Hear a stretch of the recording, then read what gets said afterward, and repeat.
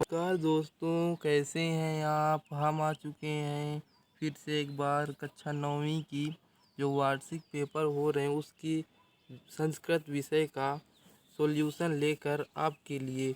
जैसा कि हमने एक वीडियो पहले भी अपलोड कर रखी है जिसमें आप लोगों ने बहुत प्यार दिखाया और अगले वीडियो की भी डिमांड की, तो हम आ चुके हैं सेकेंड पार्ट लेकर इस वीडियो का।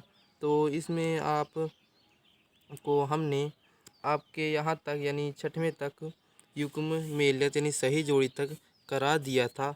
अब हम पहुँचते हैं आपके 7वें प्रश्न से, इसे चालू करते हैं। तो यहाँ पर आप देखेंगे 7वां प्रश्न कहता है रेखांकित पदानि अधृत्य प्रश्न निर्माण करोति। यहाँ पे आपको कुछ वाक्य दिए हुए हैं जिनमें आपको कुछ यानी प्रश्नों के निर्माण करने। तो यहाँ पे आपको पहला यानी 7वें का है, तो आपको यहाँ पे मोद इसे काट देना है। मोद को अब कानी से यहाँ से लेकर कानी से पूरा इसे यहाँ तक आपको उतार देना है। ये आपका पहला वाक्य बनकर तैयार हो जाएगा। उसके बाद आपका खा आता है, तो आपको यहाँ पे ख नंबर में लिखा हुआ है ग्रामीण निर्धना इस स्त्राई अवसाद। तो यहाँ पे आपको निर्धना को नहीं लिखना है, निर्धना की जगह में आपको यहाँ पर का लिख देना है। यानी कि आपको निर्धना की जगह आपको यहाँ पर का लिख कर इसे उसी तरह बिल्कुल उतार देना है। आपका ये भी तैयार हो जाएगा। उसके बाद आता है आपका अगला यानी कि ग नंबर, जिसका है बालिका निर्धना मातु दुहिता आसीत। तो यहाँ पे आपको निर्धन मातु इसको काट कर आपको यहाँ पर लिख देना है कस्या, यानी ये कस्या यहाँ पर आपको इस तरह लिख देना है और पूरे इसी तरह इसको उतार देना, यानी इसके जगह में आपको कस्या का इस्तेमाल करना है और आपका वाक्य तैयार हो जाएगा। अब आता है आपका घ नंबर का, जो कि है वृक्षा फल ना खादयंती। तो यहाँ पे आपको वृक्षा की जगह में के लिखकर आपको उसी तरह इसे उतार देना है। तो अब ये भी आपका तैयार हो गया। अब आपका अगला आता है प्रश्न क्रमांक 8वां, जो कि है अधोलिखितेषु के द्वयो शब्द रूपाणी निर्देशानुसार लिखति। तो यहाँ पे आपको पहला का जो है या प्रथमा विभक्ति यानी कि आपको यहाँ पे वचनेषु लिखना है। तो इसके आपको 3 वचन लिखना है। तो यहाँ पे बाल लिखा हुआ है, तो इसकी 3 वचनों में आपका पहला हो जाएगा यहाँ पे आपका कि पहला आपको लिखना है बालका, दूसरा आप लोग को लिखना है बालकौ और तीसरा लिखना बालकाहा। तो ये आपका इसका उत्तर हो जाएगा आपका कंप्लीट पहले का। आपका दूसरा आता है फल, तो फल का लिखना है आपका पहला फलाय, दूसरा लिखना है फलाभ्याम, तीसरा आपको लिखना है फलेभ्य। तो ये भी आपका कंप्लीट हो गया। अब आता है आपका तीसरा नंबर। तो आपको करना ये है, यहाँ पर आपसे कहा गया है कोई 2 करना है 3 में से, तो आपको 2 बता दिए गए हैं। आप इनमें से पहला और दूसरा को कर लीजिए, आपको तीसरा करने की ज़रूरत नहीं है। यदि आप वहाँ करते भी हैं तो आपको यहाँ पर 2 नंबर ही दिए जाएंगे। तो अब आता है आपका अगला यानी 9वां प्रश्न।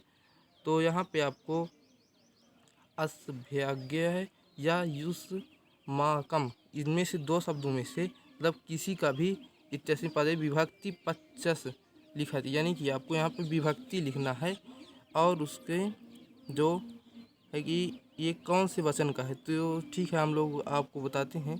तो आपको यहाँ पे करना क्या है, पहले इसे लिखना है, उसके बाद कुछ इस तरह का आपको कुछ रकार लगाकर आपको लिख देना है षष्ठी विभक्ति यानी पश्चिम। आपको ये षष्ठी विभक्ति है, तो आपको यहाँ पे षष्ठी विभक्ति लिख देना है, षष्ठी विभक्ति, ठीक है ना। उसके बाद आपको फिर आगे लिख देना है बहुवचनस, ठीक है ना, आपको बहुवचनम लिख देना है। तो ये भी आपका 9वां भी आपका कंप्लीट हो जाएगा। अब आता आपका 10वां प्रश्न, जो कि है प्रश्न पत्रे समागम श्लोकम विहान स्वपाठ पुस्तकात् कंठस्थकृत सुभाषितानि द्वे लिखत, यानी आपको यहाँ पर 2 श्लोक लिखना है आपको। तो चलिए हम यहाँ पर 10वां प्रश्न का उत्तर देखते हैं, यानी श्लोक देखते हैं। तो यहाँ पर आप देख सकते हैं कि आपको 2 श्लोक लिखना है, इसलिए यहाँ पर आपका यहाँ से लेकर इसे आप ये जहाँ तक ये लाइन खींची हुई इसके ऊपर जितना भी है ये आपका पहला श्लोक कहला जाएगा। तो 10वें में आप का नंबर डालकर ऐसा और उत्तर डालिए, उसके बाद आप इसे पूरा लिख दीजिए। तो आप आराम से लिख लीजिए इसे, वीडियो को पॉज करिए या स्क्रीनशॉट भी आप ले सकते हैं। तो चलिए अब इसका दूसरा श्लोक देखते हो। ये तो आपका पहला श्लोक कंप्लीट होगा, अब देखते हैं आपका दूसरा श्लोक। तो आपका दूसरा श्लोक है यहाँ से आपको ये जितना भी ये नीचे दिख रहा है यहाँ पर, तो आपको ये पूरा का पूरा लिख लेना है।